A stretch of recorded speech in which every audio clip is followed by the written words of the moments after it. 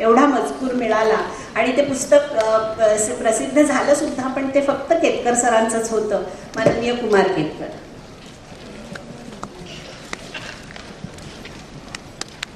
मुलांनो, पालकांनो आणि मुलांच्या हितचिंतकांनो आणि परीक्षक आणि वयमचे सर्व संस्थापक, प्रकाशक, निर्माते, जिद्दी माणसं 3 जरी जमली तरी ते काय करू शकतात हे तुम्हाला आजच्या वयमच्या स्पर्धेतून दिसेल.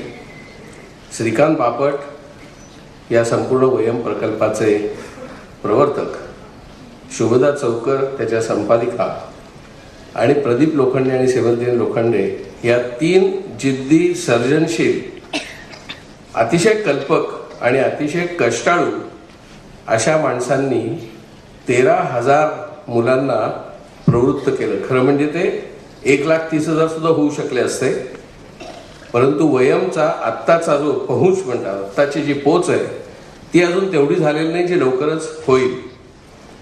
आपण एक लक्षात ठेवलं पाहिजे की आत्ताच्या ह्या ज्या मुलांच्या प्रतिक्रिया आपण आता पाहिल्या त्याच्यामध्ये एक प्रतिक्रिया नव्हती, ती मी सांगतो. म्हणजे जवळजवळ सगळ्या पालकांना आत्ताच्या सर्व मुलांची भयंकर भीती वाटते. ह्या मुलांची भीती वाटण्याचं कारण असं की या सगळ्या मुलांना त्यांच्या पालकांपेक्षा सध्याचं जे हायटेक आहे ते त्यांना माहिती असतं. कोणत्याही शाळेमध्ये मोबाईल कसा वापरावा हे शिकवत नाही, पण या मुलांना वयाच्या बहुतेक 2ऱ्या किंवा 3ऱ्या वर्षापासूनच मोबाईल वापरता येतो. त्या मोबाईलमध्ये काय काय गेम्स आहेत, त्या मोबाईलचे इतर काय काय उपयोग आहेत हे सगळं त्या मुलांना माहिती असतं. ते कित्येक वेळेला आईवडिलांनाच माहिती नसतं, शिक्षकांना तर अजिबात माहीत नसतं. ते मुलं ज्या वेळेला ही 3 ते 5 वर्षाची मुलं ज्या वेळेला कॉम्प्युटरवरती बसतात त्यावेळेला त्यांच्या जवळ आईवडिलांना असं वाटतं आपण जाऊ नये, कारण त्या मुलांना जेवढं कॉम्प्युटरबद्दल, कॉम्प्युटर गेम्सबद्दल, गुगलबद्दल माहिती असतं तेवढं आईवडिलांना, पालकांना, शिक्षकांना सुद्धा नसतं. त्यामुळे त्यांना भयंकर भीती वाटते यांच्याबरोबर जाताना. पण तसं जरी असलं तरी त्यांना एक प्रश्न येतो, ज्या वेळेला कॉम्प्युटरवरती पेज नॉट डिस्प्लेड असं येतं त्यावेळेला त्याच 5 वर्षाच्या मुलाला पालकांना बोलावं लागतं आणि म्हणावं लागतं काय झालंय कॉम्प्युटरला. बहुतेक पालकांना माझा असा अनुभव आहे की नीट DVD सुद्धा लावता येत नाही आणि त्याच्यामुळे सगळी ही मुलं जी असतात त्यांच्यावरतीच त्यांना विसंबून राहायला लागतं. त्यामुळे त्या मुलांची म्हटलं तर भीती आणि म्हटलं तर गरज अशी सगळ्या पालकांना आणि शिक्षकांना वाटत असते. या प्रतिक्रियांमधल्या काही प्रतिक्रिया मी वाचल्यानंतर माझ्या लक्षात आलं, जे मगाशी श्रीकांत बापटांनी सांगितलं तेच, की आमचंच प्रबोधन म्हणजे वयाने मोठ्या असलेल्या लोकांचंच प्रबोधन करायची वेळ तर येणार नाही ना, अशी धास्ती त्यांना वाटली. इतके उत्तम विचार त्या मुलांनी मांडलेले होते. आता फक्त एकच मुद्दा असा आहे या सगळ्या वयमच्या प्रकल्पामध्ये की हे अधिकाधिक मुलांपर्यंत कसं पोचवायचं. आपल्या महाराष्ट्राची लोकसंख्या साधारणपणे 10 ते 11 कोटी आहे आणि वयम हे आत्ता तरी फक्त मराठीमध्येच आहे. काही प्रमाणात जरी इंग्रजी शब्दप्रयोग असले आणि काही पानं जरी देण्याचा विचार असला तरी सुद्धा. आणि महाराष्ट्रामध्ये जी 11 कोटी माणसं आहेत त्याच्यामध्ये साधारणपणे 3.5 कोटी मुलं ही वय वर्षे 25च्या आत आहेत. म्हणजे लहान मुलं, मध्यम वयातली मुलं, पौगंडावस्थेतली मुलं आणि तरुण मुलं अशांची संख्या जवळजवळ 3 ते 3.5 कोटी आहे. आता ह्या 3 ते 3.5 कोटी मुलांपर्यंत वयम पोचवायचं असा निर्धार श्रीकांत बापटांनी केलेला आहे. आणि प्रदीप लोखंडेंनी तर नवीन एक विश्व, आपल्या महाराष्ट्राचं ग्रामीण विश्व अनेक पद्धतीने त्यांच्या समोर ठेवलेलं आहे. जे ग्रामीण विश्व कसं बदललं हे राजकारण्यांना कळणार नाही, नियोजकांना कळणार नाही, पत्रकारांनाही कळणार नाही. असं हे आपलं ग्रामीण जीवन, आपलं शहरी जीवन, आपल्या झोपडपट्ट्यांमधलं जीवन कसं बदललंय हे मुख्यतः रुरल रिलेशन्सच्या माध्यमातून त्यांनी अतिशय छानपणे मांडलेलं आहे. आणि सगळा समाज कसा बदलतोय, आपला भारतच कसा बदलतोय. आणि अजून 10 वर्षांनी ज्या वेळेला ही मुलं 21 वर्षाची होतील किंवा 5-1 वर्षांनी त्यातली काही मुलं 18 वर्षाची होतील आणि मतदानाचा हक्क त्यांना प्राप्त होईल, तो मतदानाचा हक्क जणू त्यांना आत्ताच प्राप्त झाला अशा पद्धतीने त्यांनी प्रतिक्रिया नोंदवल्या होत्या. हाच प्रकार जर ग्रामीण पातळीवरती इतक्याच प्रखरपणे आला तर ग्रामीण आणि शहरी अशा प्रकारचा फरकही हळूहळू नाहीसा होईल. अलीकडे निम ग्रामीण निम शहरी असे शब्दप्रयोग केले जातात.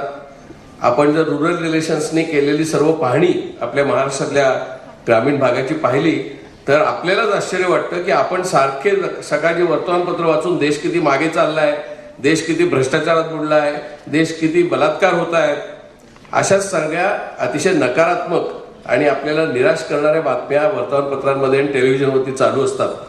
पण रुरल रिलेशन्सची पाहणी पाहिली की आपल्याला लक्षात येतं ह्या बातम्यांच्या पलीकडे, या समस्यांच्या पलीकडे, या अडचणींच्या पलीकडे एक प्रचंड मोठा भारत आत्मस्फूर्तीने प्रगत होतोय. आणि त्याच्या आत्मस्फूर्तीमध्ये मुख्यतः आहे तो आत्मविश्वास. तो मुलगा गरीब असो किंवा श्रीमंत असो, तो धारावीच्या झोपडपट्टीत राहणारा असो किंवा नांदेडच्या जवळच्या एखाद्या खेड्यातला असो किंवा चंद्रपूरच्या खेड्यातला असो, या सगळ्या मुलांचा आत्मविश्वास, या सगळ्या मुलांची झेप ही भविष्याकडे आहे. आणि ते भविष्य म्हणजे फारसं म्हणजे अजिबातच दूर नाही. एक 10 वर्षातच म्हणजे त्यांच्याच वयाच्या 21च्या आसपास ते ज्यावेळेला पोहोचतील त्यावेळी ते भविष्य असणार आहे. खरं म्हणजे मोबाईल फोननी, अँड्रॉइडनी आणि या सगळ्या हायटेकनी भविष्य आजच आपल्यामध्ये आलेलं आहे. आत्ता आपण जे राहतोय ते वर्तमानात राहतच नाही. आत्ता आपण भविष्यात राहतो. वर्तमानात राहतात वय 35च्या पुढचे सगळे पालक वर्ग, वय 20च्या आत राहतात ते सगळेजण भविष्यात राहत आहेत. ते भविष्य आणि ते वर्तमान, ती शहरं आणि तो ग्रामीण विभाग आणि हे वयोगट या सगळ्यांना एकत्र आणणारा वयम असा हा प्रकल्प आहे. म्हणूनच त्याचं नाव वयम आहे. अहम, आवाम, वयम. वयम म्हणजे आपण सर्वजण. तर या आपण सर्व जणांना शुभेच्छा देऊन आणि विशेषतः या मुलांना शुभेच्छा देऊन, आणि ज्यांचं वय 35च्या पुढे आहे ते इथे आहेत, ज्यांचं वय 50च्या पुढे आहेत ते इथे आहेत, आणि ज्यांचं वय 80 आहे ते सुद्धा इथे आहेत, त्या सगळ्यांच्या शुभेच्छा ह्या भविष्याबद्दल आहेत. त्या सगळ्यांच्या शुभेच्छा या मुलांकडे आहेत.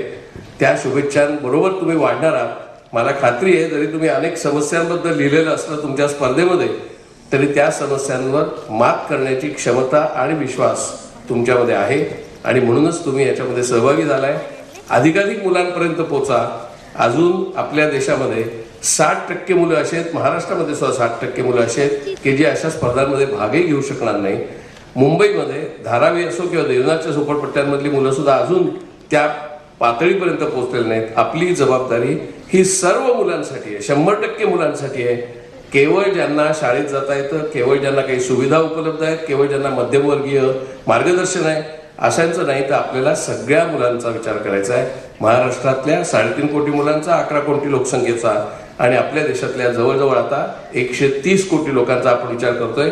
आपण जगातलं एक अत्यंत समर्थ, समृद्ध असं राष्ट्र बनायचं असेल तर ही मुलं ही संपत्ती आहे. हाच वयमचा विचार आहे, हाच वयमचा आधार आहे. धन्यवाद.